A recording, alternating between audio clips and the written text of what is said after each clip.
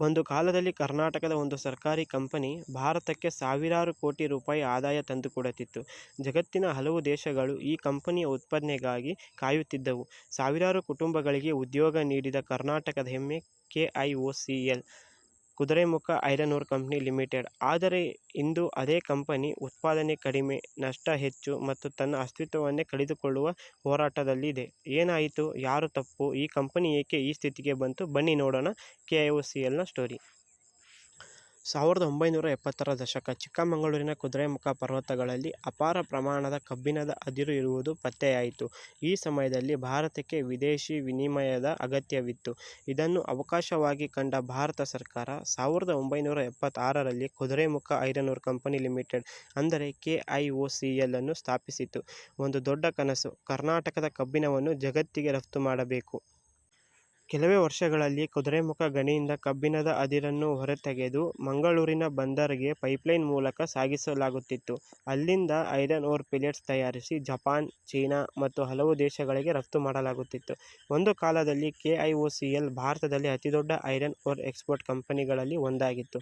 ಸಾವಿರಾರು ಜನರಿಗೆ ಉದ್ಯೋಗ, ಕರ್ನಾಟಕಕ್ಕೆ ಹೆಮ್ಮೆ, ಭಾರತಕ್ಕೆ ಸಾವಿರಾರು ಕೋಟಿ ರೂಪಾಯಿಗಳ ಆದಾಯ ವಿದೇಶಿ ಆದಾಯವಾಗಿತ್ತು. ಎಲ್ಲವೂ ಚೆನ್ನಾಗಿಯೇ ನಡೆಯುತ್ತಿತ್ತು. ಆದರೆ ಆ ಸಂತೋಷ ಹೆಚ್ಚು ದಿನ ಉಳಿಯಲಿಲ್ಲ. ಕುದುರೆಮುಖ ಪ್ರದೇಶ ವೆಸ್ಟರ್ನ್ ಘಾಟ್ಸ್ನ ಒಂದು ಭಾಗವಾಗಿತ್ತು. ಜೀವ ವೈವಿಧ್ಯದಿಂದ ತುಂಬಿದ ಅರಣ್ಯ. ವರ್ಷಗಳ ಕಾಲ ಪರಿಸರ ಹಾನಿಯ ಬಗ್ಗೆ ಹಲವು ಸಂಘಟನೆಗಳು ಧ್ವನಿ ಎತ್ತಿದವು. ಕೊನೆಗೂ ಸುಪ್ರೀಂ ಕೋರ್ಟ್ ಗಣಿಗಾರಿಕೆ ನಿಲ್ಲಿಸುವಂತೆ ಆದೇಶ ನೀಡಿತು. 2005ರಲ್ಲಿ ಗಣಿಗಾರಿಕೆಯನ್ನು ಸ್ಥಗಿತಗೊಳಿಸುವ ನಿರ್ಧಾರವಾಯಿತು. 2006ರ ನಂತರ ಕುದುರೆಮುಖ ಗಣಿಗಾರಿಕೆ ಸಂಪೂರ್ಣವಾಗಿ ನಿಂತಿತು. ಇದೇ ಕೆಐಒಸಿಎಲ್ನ ಇತಿಹಾಸದ ದೊಡ್ಡ ತಿರುವಾಯಿತು. ಕೆಐಒಸಿಎಲ್ನ ದೊಡ್ಡ ಸಮಸ್ಯೆ ಈಗ ಆರಂಭವಾಯಿತು. ಗಣಿ ಇಲ್ಲ, ಕಬ್ಬಿಣದ ಅದಿರು ಇಲ್ಲ, ಆದರೆ ಕಾರ್ಖಾನೆ ಮಾತ್ರ ಇತ್ತು. ಅದರಿಂದ ಕಂಪನಿ ಬೇರೆ ರಾಜ್ಯಗಳಿಂದ ಮತ್ತು ಖಾಸಗಿ ಕಂಪನಿಗಳಿಂದ ಕಬ್ಬಿಣದ ಅದಿರನ್ನು ಖರೀದಿಸಬೇಕಾಗಿತ್ತು. ಇದರಿಂದ ಉತ್ಪಾದನೆ ವೆಚ್ಚ ಹೆಚ್ಚಾಯಿತು, ಲಾಭ ಕಡಿಮೆಯಾಯಿತು. ಕಂಪನಿ ನಿಧಾನವಾಗಿ ನಷ್ಟದತ್ತ ಸಾಗತೊಡಗಿತು. ಇದರ ಜೊತೆಗೆ ಜಾಗತಿಕ ಮಾರುಕಟ್ಟೆಯಲ್ಲಿ ಕಬ್ಬಿಣದ ಬೆಲೆ ಕುಸಿಯಿತು. ಚೀನಾ ಸೇರಿದಂತೆ ಹಲವು ದೇಶಗಳ ಬೇಡಿಕೆ ಕಡಿಮೆಯಾಯಿತು. ಖಾಸಗಿ ಕಂಪನಿಗಳ ಸ್ಪರ್ಧೆ ಹೆಚ್ಚಾಯಿತು. ಹೊಸ ಗಣಿ ಸಿಗಲಿಲ್ಲ. ಸರ್ಕಾರಿ ಅನುಮತಿಗಳು ತಡವಾದವು. ಹೂಡಿಕೆ ಕಡಿಮೆಯಾಯಿತು. ಒಂದೊಂದೇ ಸಮಸ್ಯೆ ಕೆಐಒಸಿಎಲ್ ಅನ್ನು ನಷ್ಟಕ್ಕೆ ದುರ್ಬಲಗೊಳಿಸಿತು. ಇಂದು ಕೆಐಒಸಿಎಲ್ ಇನ್ನೂ ಅಸ್ತಿತ್ವದಲ್ಲಿದೆ. ಮಂಗಳೂರು ಪಿಲೆಟ್ ಪ್ಲಾಂಟ್ ಇನ್ನೂ ಕಾರ್ಯನಿರ್ವಹಿಸುತ್ತಿದೆ. ಹೊಸ ಗಣಿಗಳಿಗಾಗಿ ಪ್ರಯತ್ನ ನಡೆಯುತ್ತಿದೆ. ಸ್ಟೀಲ್ ಮತ್ತು ಮೈನಿಂಗ್ ಕ್ಷೇತ್ರದಲ್ಲಿ ಹೊಸ ಅವಕಾಶಗಳನ್ನು ಹುಡುಕುತ್ತಿದೆ. ಆದರೆ ಒಮ್ಮೆ ಇದ್ದ ವೈಭವ ಇಂದು ಇಲ್ಲ.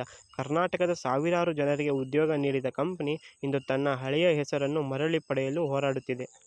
ಕೆಐಒಸಿಎಲ್ನ ಕಥೆ ಯಾವುದೇ ಕಂಪನಿಗೆ ಒಂದು ದೊಡ್ಡ ಪಾಠ. ಒಂದು ಕಂಪನಿ ಒಂದೇ ಸಂಪನ್ಮೂಲದ ಮೇಲೆ ಸಂಪೂರ್ಣ ಅವಲಂಬಿತವಾಗಿದ್ದರೆ, ಒಂದು ನಿರ್ಧಾರ, ಒಂದು ಕಾನೂನು ಅಥವಾ ಒಂದೇ ಪರಿಸರ ಬದಲಾವಣೆ ಅದರ ಭವಿಷ್ಯವನ್ನೇ ಬದಲಾಯಿಸಬಹುದು. ಪರಿಸರ ಸಂರಕ್ಷಣೆ ಕೂಡ ಮುಖ್ಯ, ಅಭಿವೃದ್ಧಿಯೂ ಮುಖ್ಯ. ಈ ಎರಡರ ನಡುವೆ ಸಮತೋಲನ ಸಾಧಿಸುವುದು ಯಾವುದೇ ದೇಶದ ದೊಡ್ಡ ಸವಾಲಾಗಿದೆ.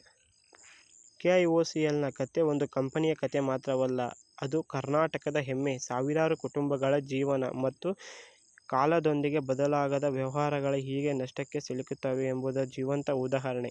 ಈ ವಿಡಿಯೋ ನಿಮಗೆ ಇಷ್ಟವಾದರೆ ಲೈಕ್ ಮಾಡಿ, ಕಾಮೆಂಟ್ ಮಾಡಿ ಮತ್ತು ಇಂತಹ ಕರ್ನಾಟಕದ ಕಂಪನಿಗಳು ಅಥವಾ ಸ್ಟಾರ್ಟಪ್ಗಳು ಹಾಗೂ ಬಿಸ್ನೆಸ್ ಐಡಿಯಾಗಳು ಮತ್ತು ಸ್ಟೋರಿಗಳ ಬಗ್ಗೆ ಇನ್ನಷ್ಟು ನೋಡಲು ನಮ್ಮ ಚಾನಲ್ಗೆ ಸಬ್ಸ್ಕ್ರೈಬ್ ಮಾಡಿ. ಮತ್ತೊಂದು ಹೊಸ ಸ್ಟೋರಿಯೊಂದಿಗೆ ಭೇಟಿಯಾಗೋಣ. ಧನ್ಯವಾದಗಳು.